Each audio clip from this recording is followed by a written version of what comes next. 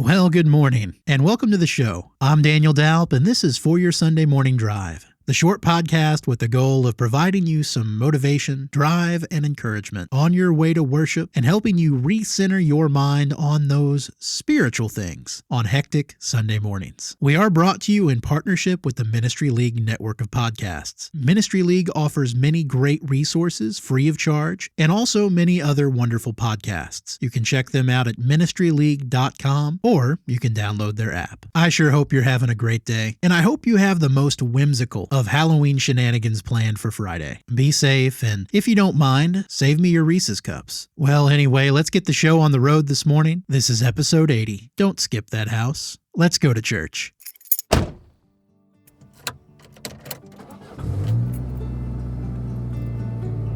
Are we there yet?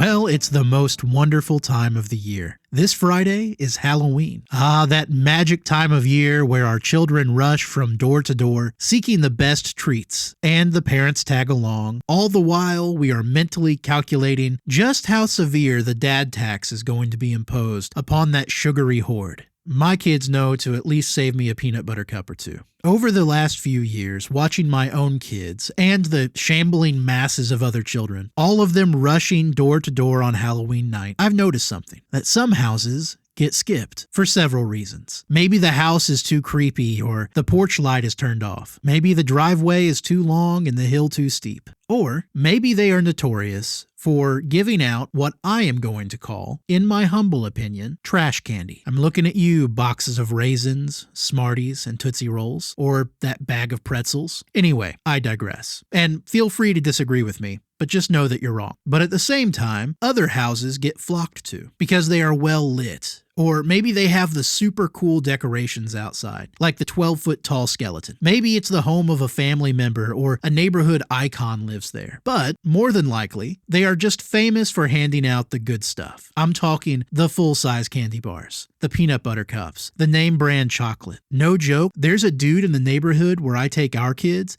that gives out grilled hot dogs and a cup of hot chocolate. Yes, I know it's a weird pairing, but man, does it hit the spot on a chilly night. And all of this to say that kids have their own hierarchy of decision making when it comes down to what houses and what treats are worth the risk, or rather, worth the time. A sort of juvenile cost-benefit analysis, if you will. And boy, does that scale tip in favor of what is easy and what is desirable. And that got me to thinking, sometimes I think we do the same thing spiritually, on several levels, but especially when it comes to things like our spiritual disciplines. You know, we might gladly visit the ones that feel rewarding, worship, an encouraging sermon, or those moments of answered prayer. But maybe we skip those spiritual houses that feel or look dark and difficult. Fasting, self-examination, solitude, perseverance in prayer, sacrificial service. Maybe we are choosing those sweet practices and maybe avoiding the ones that don't give us immediate satisfaction. But following along with this metaphor, spiritual maturity means knocking on every door of obedience, not just the ones that give us the treats. Luke 16 verse 10, the one who is faithful in very little things is also faithful in much, and the one who is unrighteous in a very little thing is also unrighteous in much. Yes, we like the low-hanging fruit, the spiritual equivalent of candy from a bowl left on the porch with a note telling us just to take one, because it means no knocking, no waiting, no thank you, no effort required. And when that happens, sometimes we look down and we count our sacks as full. 1 Timothy chapter 4, verse 7 says, discipline yourself for godliness. What blessings might we be missing out on by skipping those other houses? I'm sure there are many. And just from the top of my head, some of those might be missing out on a deeper understanding of Scripture by only diving in at a devotional level, missing out on the value and the life-changing relationships of our brethren by treating them instead as mere acquaintances and treating fellowship as an afterthought, maybe missing out on an opportunity to rely fully on God by going ahead and trying it our way first. And the list could go on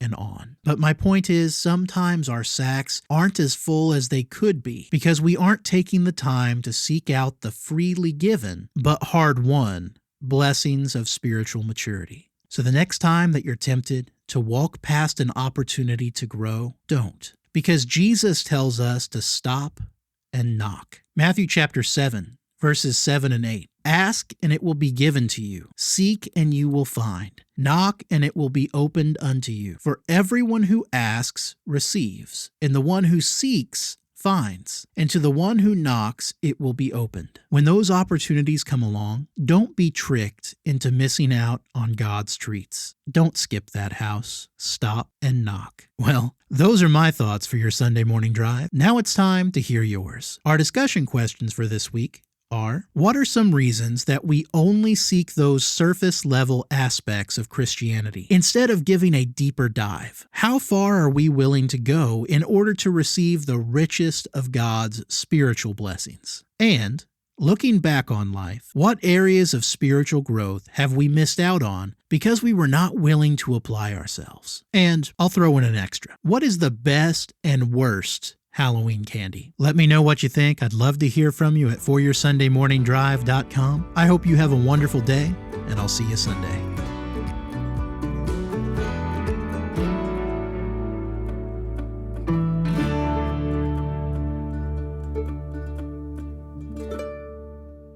We're here.